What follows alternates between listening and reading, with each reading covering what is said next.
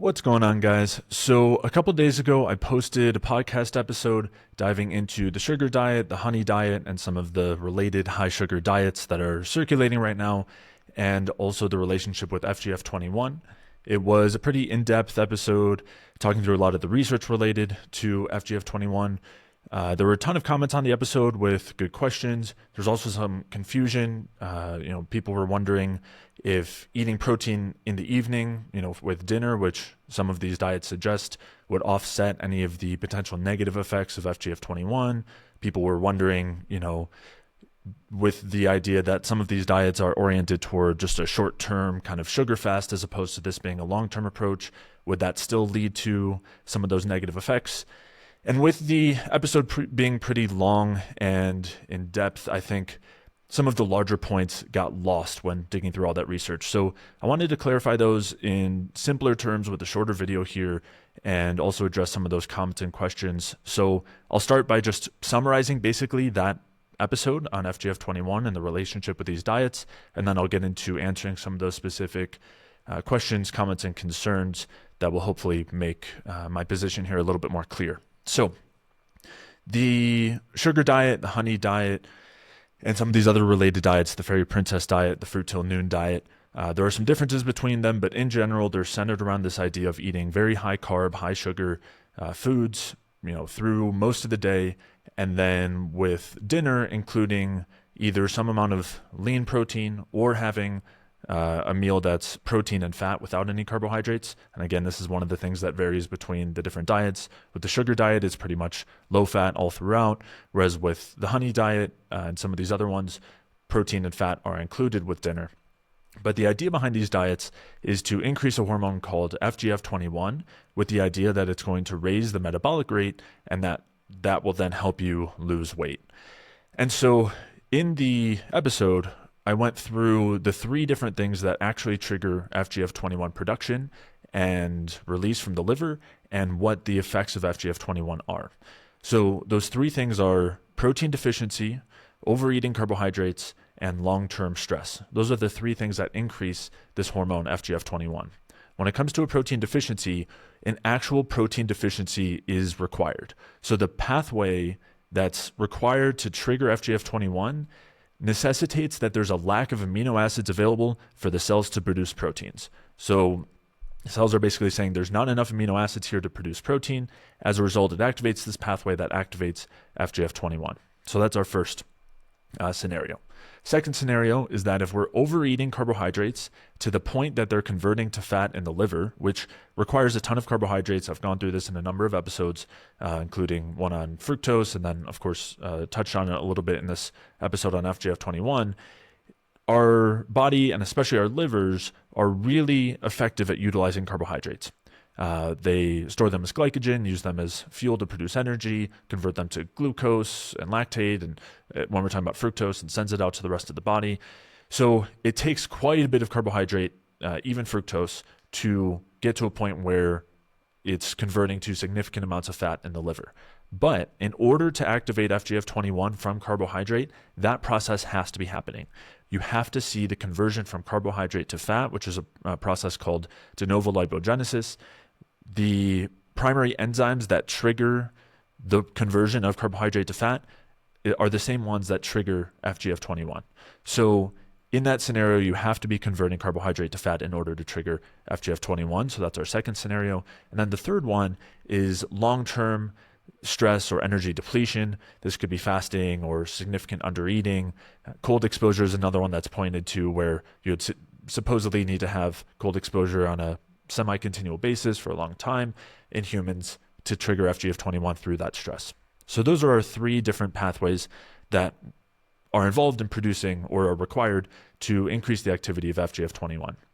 Now, of those three, there's only one that's really relevant to the sugar diet and the honey diet, and that should be the protein deficiency one. We know that energy depletion wouldn't really be at play here. We're talking about eating a lot of calories. We're talking about potentially eating, a lot of carbohydrates. So the energy depletion, chronic stress shouldn't really be involved here. And then as far as overeating carbohydrates to the point that they convert to fat, that could happen depending on how much carbohydrate and sugar someone's eating, but that's certainly not the intent of these diets, right? The intent is not that someone's eating so much sugar that they're converting it to significant amounts of fat. So the real intent of the diet is that you would be triggering FGF21 through the protein deficiency pathway by eating a very low protein diet up until the evening. Or when it comes to the sugar diet, Cole Robinson talks about doing multiple day sugar fasts where you're not having any protein during that time. So that would definitely be triggering FGF21 as well. So when we trigger FGF21 through this pathway of protein deficiency, we see a couple of things. We do actually see an increase in the metabolic rate. That is true. And this is what people are pointing to as far as benefits for weight loss. The way that we get that increase in metabolic rate is via the activation of the sympathetic nervous system. That's our stress system. So basically, when you have this protein deficiency that gets sensed and you increase FGF21, it activates our stress system, our sympathetic nervous system, which increases our metabolic rate. Many of the people in favor of these diets are saying this is a good thing, and this leads to insulin sensitivity and weight loss. There are a couple of other effects here. One is when you activate FGF21 through this pathway, you also have inhibited protein synthesis. That's one of the other effects of FGF21 in this situation. And in the long term, in the studies where they look at long-term increases in FGF21, we see the loss of lean mass, of both muscle and bone. And in addition to that, we also see reduced reproductive function and fertility and a decreased metabolic rate with time. And this is in mostly rodent studies because it would have to be done for a very, a long time to be able to see what's actually going on as a result. So to summarize here, in these diets, due to the protein deficiency, we will be increasing the activity of FGF21. This activates our stress system, which increases our metabolic rate. This can lead to weight loss, but we also have an inherent cost here of inhibited protein synthesis. And if we're seeing that continually over time, we see the loss of muscle and bone, reduced reproductive health, and a low metabolic rate. And those are essentially my primary concerns with this sort of situation. If we're trying to lose weight by upregulating FGF21, we're going to be losing weight via stress. And honestly, that's not so different from losing weight by cutting a lot of calories or fasting or a low-carb diet, which is where many people are coming from when they're trying this diet. They're trying these other stressful diets for periods of time, finding that over time they have negative effects, they're not working, and then now they're seeing the sugar diet as a potential answer. And so in order to be losing weight via this FGF21 activity, increasing the metabolic rate, it involves stress. And in the long term, when we're relying on chronic high levels of stress, this downregulates the metabolic rate. And this leads us, for one, to be prone to regaining weight. And I think the vast majority of people have had this experience where they go on some version of low-calorie diet or low-carb diet or any sort of more extreme, quick weight loss diet, and you lose a lot of weight very rapidly, but then you're very prone to regaining it after, and typically you regain that weight and more.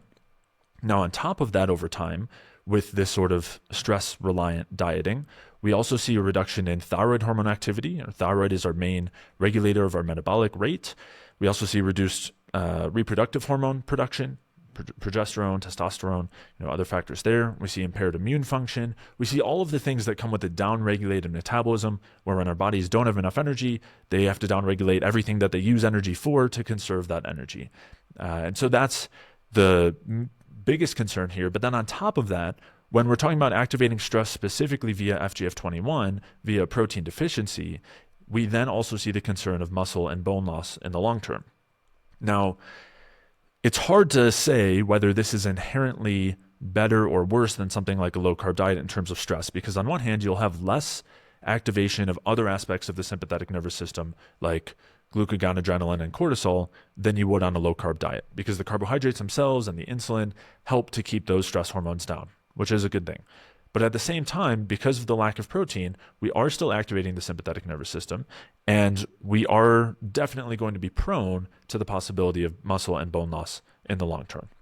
Now, in part 2 of the series, I'll be talking about circumstances where a low-protein diet doesn't actually seem to cause muscle loss, at least for the duration of the research that's done, so we don't know for sure how long, but it's very particular use cases. And so there are certain situations where you might not need to be as concerned about that side of things, but most situations you would need to be concerned about that. So again, I'll talk about that in part 2 in more detail.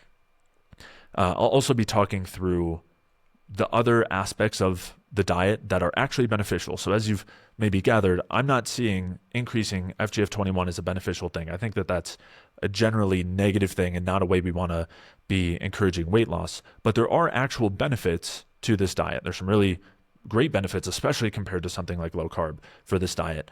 But there's also some cons. There's also some negatives. It's not just the FGF21. There are some other negatives that I'd be concerned about. And so I'll be talking through all of those in part 2 and the tweaks I would make, the adjustments I would make to still get the benefits without those negatives.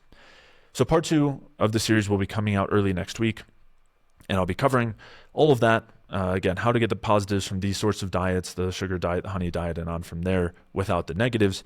But in the meantime, if you want to take a look at the foods that I recommend including in an optimal diet, I'd highly recommend you download the free Energy Balance Food Guide. The food guide makes it incredibly easy to determine exactly what to eat to optimally support your metabolism and help you lose weight, improve your digestion, get amazing sleep, boost your energy, and tons more. The Energy Balance Food Guide is a one-page infographic that organizes foods on a spectrum based on how effectively they support your metabolism, and it also has a separate spectrum that adjusts the scale for you in the case that you're dealing with various digestive issues, which is not uncommon on these sorts of diets, and I'll be talking about that in part 2 as well. So again, the food guide makes it extremely easy to get started with a bioenergetic approach to optimizing your health. So head over to jfeldmanwellness.com/guide where you can download that free Energy Balance Food Guide. So with that, let's take a look at a few of the comments that were on the video on that last episode that speak to some of the questions people had, some of the things that maybe were a little less clear in that episode. And yeah, that hopefully we can help clear up. So the first one here is from Jeffrey Thompson 6282, who says, that doesn't jive with the experience people are having, however. Metabolic rates are increasing, healing us who are low carb damaged, potentially. People have been doing this for months at this point and gotten down to very low body fat percentages without the usual bad effects. No one is suggesting this for long term anyways. It's a tool to lose weight and course correct. All right, so a couple of important points here. For one, basically the point is that people seem to be having benefits on this diet. They're feeling good, lots of energy, losing body fat without bad effects. So that's part 1. And then part 2 is that this isn't supposed to be a long-term approach anyway. It's supposed to be a short-term tool for weight loss. So let's touch on both of those. As far as the first one goes, there's a lot of diets, a lot of lifestyle approaches, a lot of different interventions that can lead to people getting lean, losing body fat, and feeling really good for months or even longer, even years. We've seen this on low carb. We've seen this on fasting and intermittent fasting, where people are getting incredible benefits. And some of those are due to legitimate benefits. It's not all just the stress. There's actual benefits to these diets. I've talked about this many times before. I mean, there's major relief from endotoxin issues, from insulin resistance issues if people are dealing with those. People cut out a lot of really harmful foods when they go low carb. So there's a number of ways that these things are legitimately beneficial.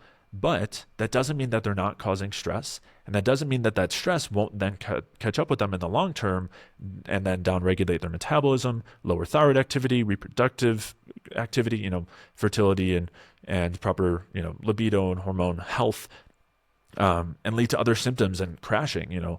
So many of the people who I work with, the people in my programs, the people who I work with one-on-one are coming from this place. They did some version of those diets and initially they felt amazing and they did lose weight and there were legitimate benefits there and those benefits outweighed the stress. But over time, that stress really took its toll and we start to see worse sleep, insomnia, anxiety, energy crashing, not being able to build muscle, tons of issues, the low testosterone, issues with women and their menstrual cycles, and just on from there, digestive issues. So just because we're seeing positive effects right now doesn't mean that there aren't some negatives. And for the people who have the most to gain from these diets, they're going to feel the best for the longest because, losing a lot of body fat and improving insulin sensitivity can have a ton of benefits. But again, it doesn't mean that there's not some stress involved. And the key thing I'll be talking about in that next episode is that we can get those benefits without the stress. I say the same thing about low carb diets. We can get those benefits without the stress they cause. And that's a far better approach, health-wise, metabolically, in the long term. So that's the first point I want to mention there when it comes to the idea that people are having benefits, so it doesn't seem like it's aligning with what I'm sharing here. And again, I mentioned this in that first episode, but this is why it's so important for us to understand how we're getting these effects, How are we increasing the metabolic rate? How are we losing body fat? Because that will help to tell us what is going to be the cost or effect long term. Is this something that's actually supporting our health, or is this coming at the cost of our health? And so that's why, I think if you're, for anyone here who's up for it, definitely take a look at that first episode and the research, because I think it really says a lot.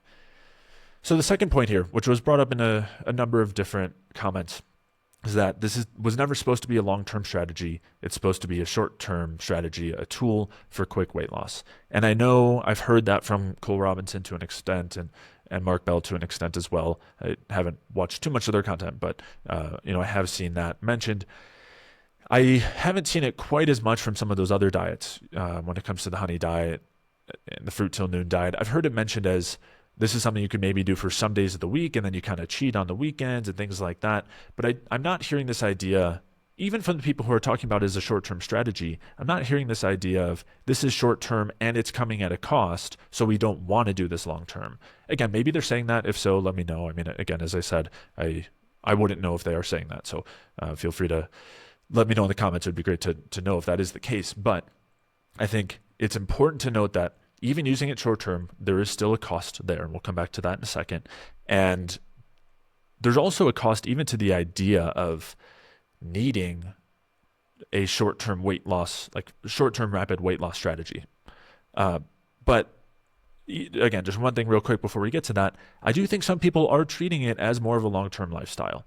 Again, maybe there's a cheat day here or there, but I think at least a large portion of the people who are trying these things are not thinking this is something I'm going to do for a couple weeks or a month or 6 weeks or 8 weeks, and then that's it. And then, of course, as I'm getting at, when we lose weight via stress, if you then go back to what you were doing before, the likelihood of weight regain is way higher, and the likelihood of regaining more weight than you had before is also way higher as well. So just another consideration there. But as I was saying, the first question here is, why do we need a short-term tool for weight loss? To me, it tells me one of two things. One, obviously what we're doing right now isn't working. We need to address why that is, fix the actual root of the issue, and resolve that so we can improve our metabolic health and start to lose weight. But the other thing is, when we're looking at tools for short-term rapid weight loss, I think the argument can be made that for some people, they really struggle sticking to a dietary approach. And so if they see a lot of weight loss early on, they're going to be more motivated to continue. I think maybe that's a potential use case for this if we want to use it for, again, a very short period of time. But aside from that, whenever we're doing something for rapid weight loss, it tends to be coming at a cost of our metabolic health. I don't think there's generally any way around that, as opposed to what I would say is slower and healthier weight loss. And then the second point here is, if we're looking at, most of the time when we're looking at something as a short-term tool, it's because we know it's not sustainable. We know it's uncomfortable. We know it's not how we'd like to be eating in the future. And so it needs to be short-term, so that way we can do it effectively and know that there's an end in sight. And I'd so much prefer the approach that's actually sustainable. It's a way that we can see ourselves eating and living in the long term, and also leads to improved health and weight loss, even if it's a little bit slower. So that's what I would lean to personally, and that's what I lean to with clients and members of my programs, because if not, these things come back to bite us. So that's the first thought. Now, the second thought here about this idea that it's short term, so maybe there's harm or damage, but it's okay because it's only short term. It's worth noting that doing something that's intensely stressful, like a low-carb diet, like keto, like over-exercising, like fasting, intermittent fasting, even for a short period of time, is still harmful. Obviously, the longer you do it, the more harmful it'll be, the more it'll decrease our metabolic rate, but it's still going to be causing the same effects, just to a lesser extent. So you might be able to recover from it, right? If you do this for 2 weeks, a month, 2 months, several months, 6 months, sure, you can maybe recover from it, but it's worth noting we are digging ourselves into a hole that we will have to dig ourselves out of metabolically. And we also have to then be intentional about doing the things that are required to actually recover from that metabolic stress. And the problem is that many people are not doing those things that they need to properly recover metabolically. And that's why in all of the other cases that we see with similar diets, or diets that are utilizing similar pathways, I should say, you see the yo-yo effect, where you do something that's unsustainable, you lose a lot of weight, you gain that weight back and more, you start to see the chronic health issues and degeneration occur with time. Again, the poor sleep, the reproductive hormone issues, the downregulated thyroid, the low energy. So I think that's A, we need to recognize that we're digging ourselves in a hole here that we would have to get out of. And B, I think that's really where we would need to put the most emphasis, is on getting out of that hole. And again, as I've been saying, and I know I probably sound like a broken record at this point, but let's get the benefits without digging ourselves into that hole, because it's not always easy to be digging out of it. This was something that we talked about in a bioenergetic view episode, talking about Peter Attia, who is doing 3-day fasts every quarter, he said. So something that I think would pretty easily be argued is less stressful than doing something like this daily for a period of time. And again, doing a full day fast versus a sugar fast, the full day fast is certainly going to be more stressful. You don't have the carbohydrates there to help spare some of the protein, and muscle, and you don't have it there to help reduce the level of the sympathetic activity and the stress hormones and all that. But again, we're talking about 3 days a quarter, and he was doing this for many years before he recognized that this was something that was causing him to lose muscle mass over time, and before it was something that he recognized that he needed to stop recommending to people. So these things can, A, take time, but B, even if it's only 3 days a quarter, that's 1 day a month of intense stress, it can still be coming at a cost. And we see that as well in many other circumstances as well, like intermittent fasting. And, that really leads us into the next comment here. So let's read this next comment, and then we'll talk about how this relates to something like intermittent fasting. So this is from Glycine Check 7127, who says, makes sense, although I wonder if nightly protein feeding is enough to reset the stress system activation to where you don't run into long-term problems. But I get your perspective as well. Why would we ever want to purposely activate FGF21, which is interconnected with the stress state? Looking forward to part 2. So what we're touching on here is the idea that, yes, we're going to be upregulating stress in the morning and throughout the day until dinner via the low-protein diet that's going to increase FGF21. Yes, that's stressful. Yes, maybe that's not ideal, but we're going to eat protein at night, which is then going to decrease the FGF21. And so aren't we going to reverse any of those negatives that we saw earlier? And so the first thing I'll say is it's definitely better to have that than to not, right? If we had chronically upregulated FGF21, which is, I've seen, recommended for at least some days on, doing real sugar fasts for multiple days at a time, I've seen recommended from Cole, that would certainly be worse when it comes to FGF21 and the concerns there. But if we're eating that lean protein at the end of the day, obviously we're going to downregulate the FGF21, which is better.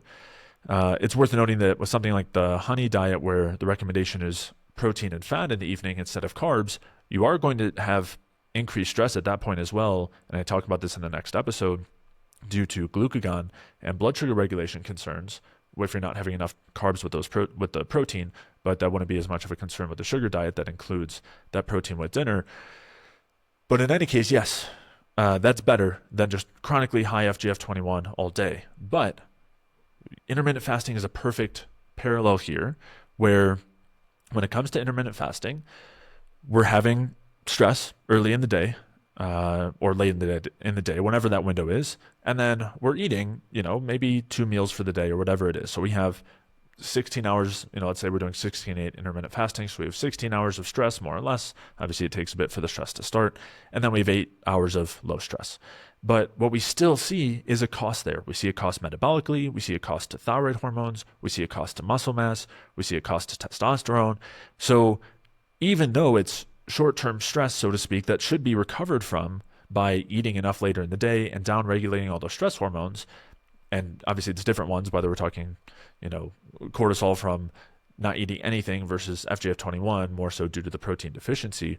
But in any case, that is, again, we were talking earlier about digging that metabolic hole in the long term. This is digging a metabolic hole in the short term and then trying to dig ourselves out of it in the short term. And we find that it's still a net negative. We don't actually dig ourselves out of the hole. We're getting deeper and deeper every time. We dig ourselves down, we come out a little bit, but we're still a little bit under. And then every time it gets lower and lower, and we start to see those costs accumulate. So I would say that these are both pointing in the direction of the fact that This is going to be inherently stressful. It's going to come at a cost, and we would much prefer to be improving insulin sensitivity, eating carbs, having benefits metabolically without the stress. So, and I do want to clarify as well, because there was, I think, a little bit of question about the some questions about this, where if we're eating the protein at night, are we even going to increase FGF21 earlier in the day from those low protein meals? And so from the research, it would suggest that we would. Even just a very low protein, high carb meal on its own is enough to stimulate FGF21. And so a couple of those, basically having low protein, basically having a protein deficiency all the way till dinner, will increase FGF21. And again, it's worth noting here, much like we're seeing with intermittent fasting and fasting, there's a really important connection. There's a really important parallel, which is that FGF21 is the main driver of muscle loss from fasting. So if you wanted to say that, and I went through a study on this in that last episode, which I would highly recommend taking a look at. But what that means is that if you're doing a sugar fast where you're eating carbohydrates and you're, not stimulating cortisol as much as you would without the carbs, you're not stimulating adrenaline as much as you would without the carbs, all those things hypothetically, would be better with the carbs, you're still driving FGF21. And when it comes to fasting, FGF21 is the driver for the muscle loss, for the lean mass loss. That's what they show in the study. So you would still be getting that same negative effect even though you're having the carbs. I think it would happen less so, but it's certainly still going to be happening. The other thing I would say is with all that being said, I think it certainly is not enough to say or to encourage that we do a protein deficient diet earlier and then have the protein with dinner. But the other thing is there's no research looking at that sort of a pattern and that sort of a way of eating. And so considering what we're seeing mechanistically, considering all these parallel circumstances, considering what we know about FGF21, I would not want to be guinea pigging that sort of approach when it comes to recovering, when it comes to concerns regarding loss of lean mass. Now, as I mentioned in part 2, there are circumstances where I'm not as concerned about lean mass loss on a low protein diet, but it's very particular circumstances. So I'll get to that, when that episode gets posted. But there's one other comment I wanted to touch on here really quickly. This is from HYE Voltage, and they say the human equivalent of the mouse study time length until FGF21 resistance and other negative outcomes is over months, which I don't think people other than hardcore fruitarians are doing on this sugar fad. I'm experimenting with it, but never believed it's a long-term solution, though it is a perfect metabolic accelerator for short-term resets. So again, we're seeing that kind of long-term versus short-term question here, which I already addressed. But there's this question of, in the research, you don't see these negative effects until later on. But it's worth noting that the driver of these effects, the mechanisms of these effects, is occurring right away. Immediately, you're having the FGF21 production. Immediately, presumably, based on the research, that's going to be causing some amount of muscle breakdown. Now, obviously, if you did that for a week, you're not going to see pounds of muscle loss or pounds of bone loss. It takes time to see those negative effects accumulate. So this doesn't mean that we're in the clear here if we just do it short term. As I said, we're still digging that hole. It's just a lot shallower. We might not see it show up in the research. You might not see it show up until maybe later on, but we're still pushing ourselves in that direction. We're still slowly driving those negative effects. So obviously, is it going to be worse if you did it for months? Of course. We're going to see a greater extent of those negative effects, but that doesn't mean doing it short term, exempts us from those negative effects. So as I've been pointing to with both the summary and responding to these few comments, if we can get the benefits in terms of insulin sensitivity and body fat loss and including carbs in our diet and ideally lowering the stress response, all of that without FGF21, that would certainly be the better approach. So that's what we'll be discussing in part 2. And I did notice some other comments that mentioned that they were noticing some benefits on these diets, but they were also noticing some negatives as well. And so again, I'll be discussing what the likely culprits are, because it's not just FGF21 that I think is responsible for the negative effects on these diets. I do think there are some other things that are contributing to some of the symptoms and negative effects people are seeing. So we'll touch on those in part 2, and then also how to prevent those negative effects, how to adjust the diet. And that episode will be out early next week. In the meantime, if you guys have any other thoughts or questions, leave those in the comments, and I will see you on the next video.